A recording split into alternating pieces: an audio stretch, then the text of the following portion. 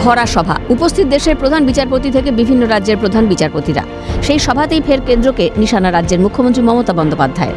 Media trial এজেন্সির মাধ্যমে ইচ্ছাকৃতভাবে সম্মানহানি সহ গণতন্ত্রকে রক্ষার দাবিতে সরব বঙ্গের প্রশাসনিক প্রধান। এদিন মমতা বলেন, আমাদের গণতন্ত্রকে বিপর্যয় থেকে বাঁচাতে হবে। আমাদের ইতিহাস, ভূগোল সব যেন সুরক্ষিত থাকে। মিডিয়া যেন আগে থেকে মিডিয়া ট্রায়ালে না যায়। সব এজেন্সির স্বচ্ছতা ও আইনের শাসন বজায় থাকুক। My request would be to my Chief Justice, to all the judges, that please see, our constitution must be protected from disaster. Our democracy must be protected from the disaster. Our safety, our security, our history, our geography, our boundary, all should be protected. This is nowadays a trend to malign the people.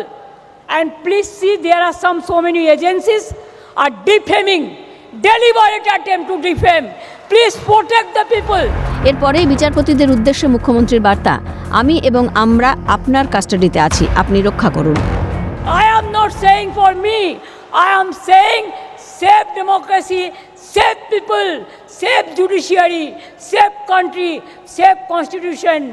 We are under your custody. And constitution, you are the guardian of the constitution. You are nobody super than you. উল্লেখ্য, কয়লা পাচার কাণ্ডের তল্লাশিতে গত 8ই জানুয়ারি আইপ্যাকের বাড়ি অফিসে হানা দিয়েছিল ED. সটান সেখানে পৌঁছে যান মমতা বন্দ্যোপাধ্যায়। বেশ কিছু সময় পর তাঁকে ফাইল হাতে বেরিয়ে যেতে দেখা যায়। তৃণমূলের অভিযোগ ছিল, দলের অভ্যন্তরীণ নথি লোপাটের জন্যই হানা দিয়েছিল ইডি। মামলার জল গড়ায় আদালতে। হাইকোর্ট ছাড়িয়ে মামলা এখন সুপ্রিম কোর্টে। তবে কেন্দ্রীয় তদন্তকারী সংস্থা আদালতে জানিয়েছে, সেদিন কোনো কিছুই বাজেয়াপ্ত করেনি তারা। এ নিয়ে উত্তাল রাজ্য রাজনীতি। এদিন মমতা অবশ্য ইডির হানা নিয়ে একটি শব্দও খরচ করেননি। মমতা বলেন, কিছু এজেন্সি আছে ইচ্ছাকৃতভাবে মানহানি সম্মানহানির চেষ্টা করছে।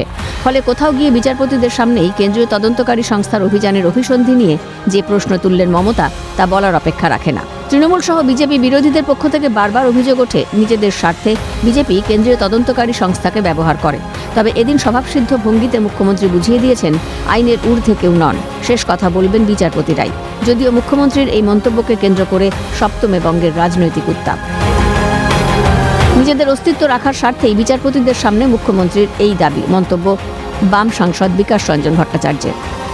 রাজনৈতিক নেতা হলে হাইকোর্ট, সুপ্রিম কোর্টের বিচারপতিদের সামনে এই ধরনের কথা বলা যায়। তিনি এবং তার দলের কর্মীরা পশ্চিমবঙ্গে বিচারপতিদের প্রতিদিন হেনস্থা করছেন, মিছিল করছেন, পোস্টার করছেন। আর এখন যখন তিনি একটা গুন্ডামি করেছেন, সেই গুন্ডামিটা বিচারের অঙ্গনে আছে, বিচারাধীন, তখন তিনি বিচারপতিদের কাছে এসব কথা বলছেন।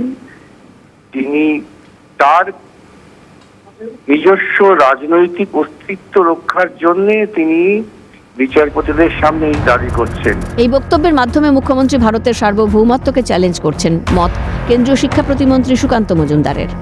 গত দুদিন ধরে বেলডাঙ্গাতে মুখ্যমন্ত্রীর প্রশ্রয়ে এবং মুখ্যমন্ত্রী পুলিশের নিষ্ক্রিয়তায় রাস্তা অবরোধ করা হচ্ছে, ন্যাশনাল হাইওয়ে অবরোধ করা, ট্রেন ট্র্যাককে অবরোধ করা হচ্ছে। এর মধ্য দিয়ে কি ভারতবর্ষের সংবিধান বিঘ্নিত হচ্ছে না? ভারতবর্ষের সার্বভৌমত্ব বিঘ্নিত হচ্ছে না? মাননীয় মুখ্যমন্ত্রী ভারতবর্ষের সার্বভৌমত্বকে চ্যালেঞ্জ করছে।